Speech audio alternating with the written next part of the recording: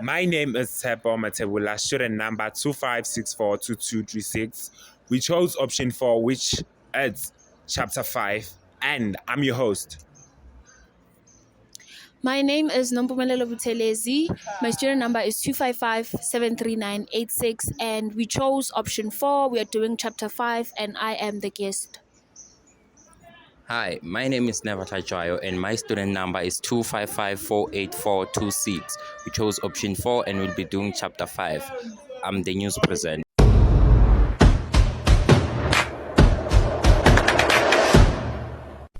Good evening, ladies and gentlemen.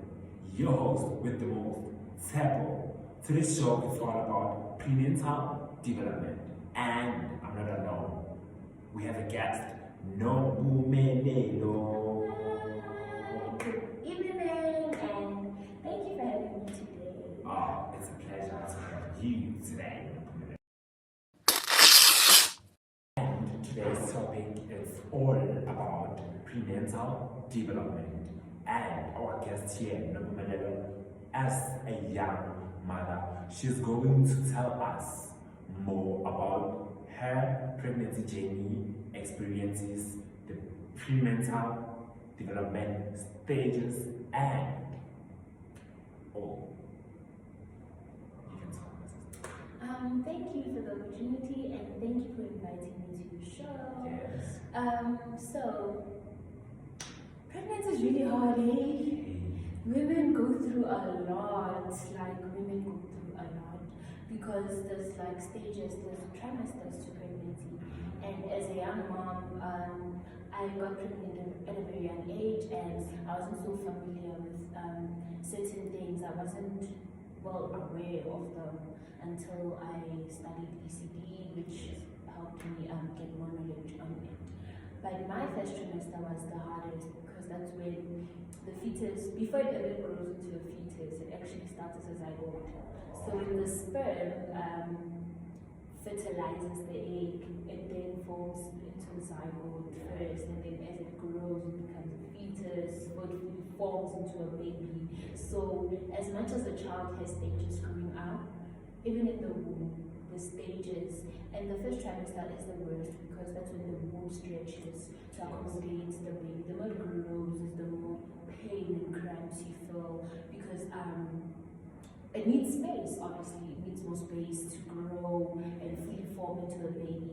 But overall, it is a very beautiful journey, and although it has risks into it, but I would say, yeah, pregnancy is amazing when you have like a very strong support structure.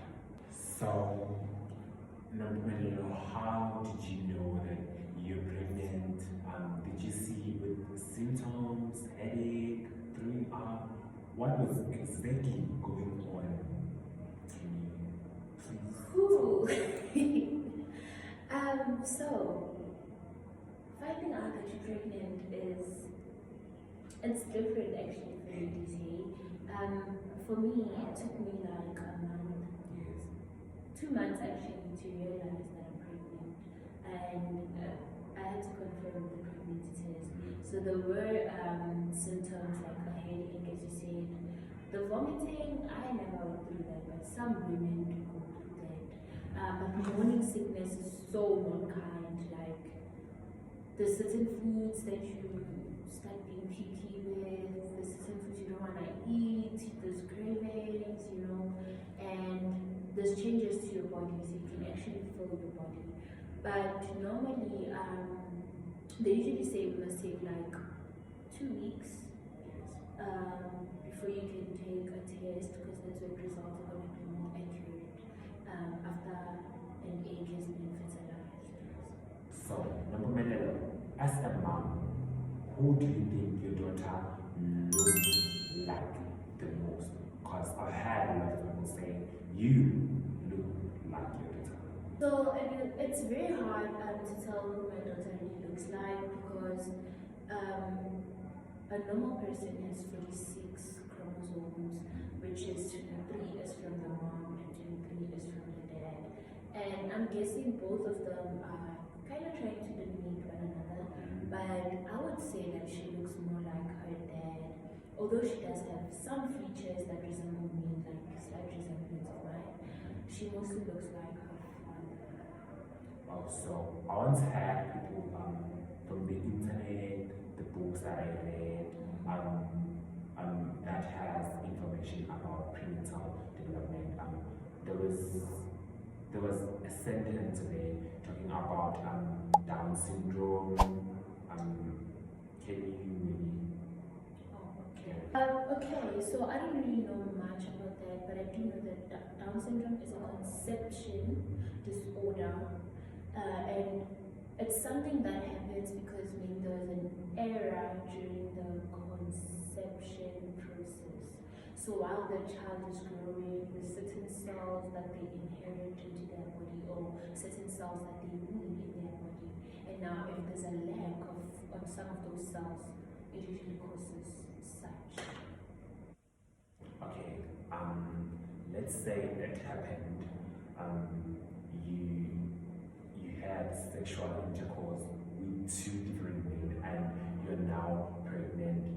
How are you going to know who is the father of the baby? To find out actually who the father is, there's advanced technology now, and people can easily find out the DNA of their child or who the child belongs to. Is it? Through DNA testing, yes. It's quite amazing, and people say it's risky in a way because it could cause harm to the fetus. Yes. Because they're extracting DNA. But I think that it is a good invention. Though I must say, it is very risky for a woman to have two sexual partners, especially during pregnancy, because they might get, they're prone to get infections. Yes. And it might also affect the baby. So, yeah, I just think it's risky. But yeah, there's advanced technology now. You can easily find out who the father of the child is through a DNA test. You don't even have to wait to give birth like people used to in the olden days. You can just do it while you're pregnant and find out who the father of the baby is and go on with your life.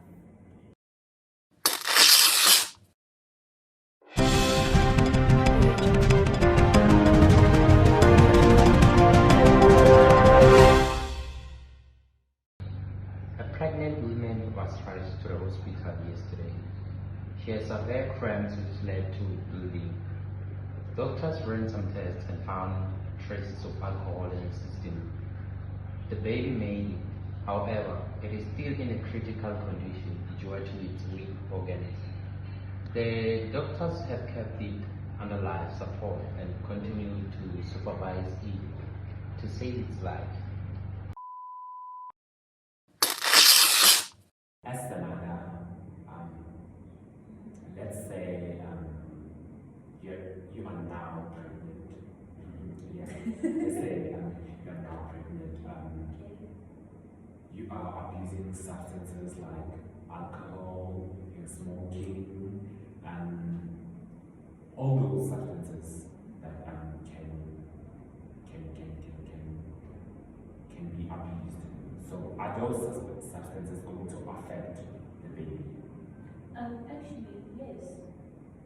There is something called fetus alcohol syndrome or fetus drug syndrome.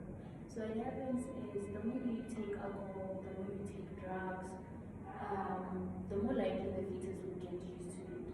And now their body automatically gets used to the mother consuming all those substances. And they might actually cause harm, like serious harm to the baby. There might be risks of organ failures.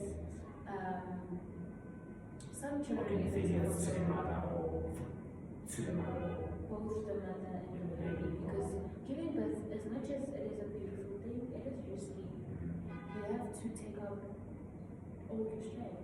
So now, if you've been abusing those substances and you don't have enough strength in your body, and now you're giving birth, there's a lot of risks. There's a lot of risks to it, and the baby might actually suffer the most because they're still very young. Their organs haven't fully developed like yours, and while you're busy abusing the substances, you actually delay the process of the organs development. So it's quite risky, actually. actually. And it causes a lot of miscarriages. Yes.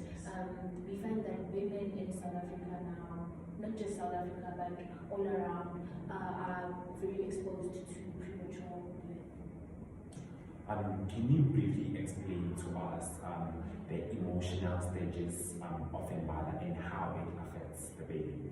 Okay, so the emotional state of a mother is very important.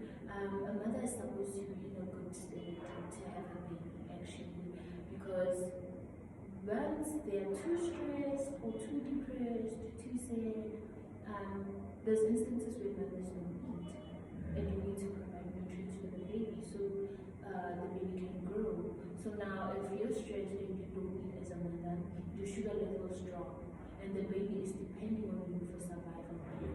So now, when you're not eating, you're not doing anything, the baby is actually prone to danger, like serious danger. Also, your sugar levels go down, your blood pressure rises up, and it's also going to cause, it might be a cause of premature birth as well. And you might find yourself fighting for your life, or the baby fighting for its life in the hospital during birth. So the emotional state of the mother is very important. It's very important for a mother to be in a good emotional state when they're about to give birth. And if you feel like you have a lot of pressure, it's advisable that you get a support system, maybe from your family, from the father of the child, or even try counseling from your mothers, because it's very hard. If you're a new mom and you're alone with a mother, it's very hard. It's not easy. Okay, thank you. That's it for today. Thank you, Nompumelelo.